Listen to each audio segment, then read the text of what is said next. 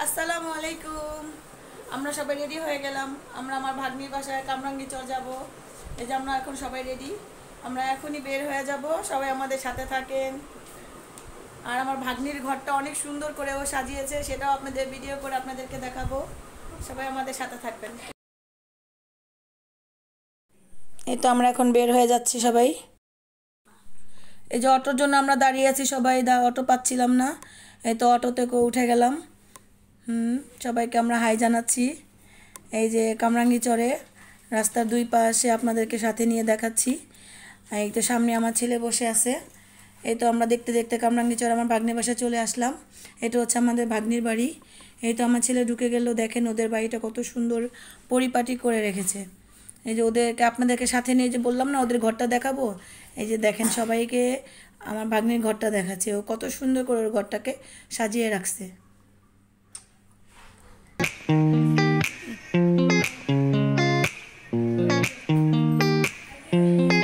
সবাই দেখেন।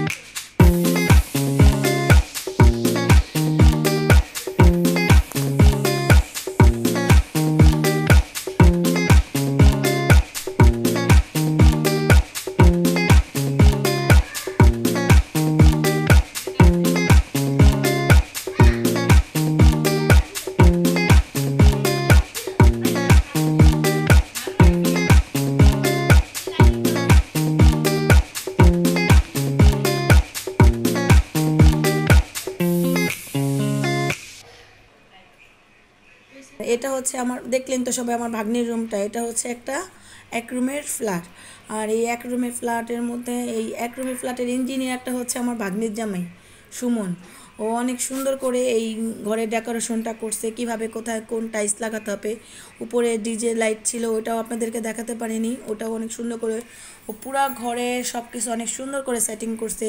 টাইলসের কম্বিনেশনটা কোন জায়গায় কোনটা বসাতে হবে, এভরিথিং সব কিছু অনেক সুন্দর করে ও বসাইছে। এটা আর এটা হচ্ছে সিসি ক্যামেরা, ওদের বাসার সিসি ক্যামেরার মনিটর। আর আমার মামি শাশুড়ি আমার ভিডিও করতেছে, আপনারা ভালো ভালো লাইক দিয়েন।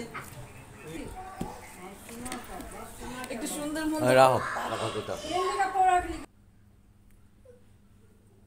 এই যে আমরা এখনই বাসার উদ্দেশ্যে বের হয়ে যাচ্ছি।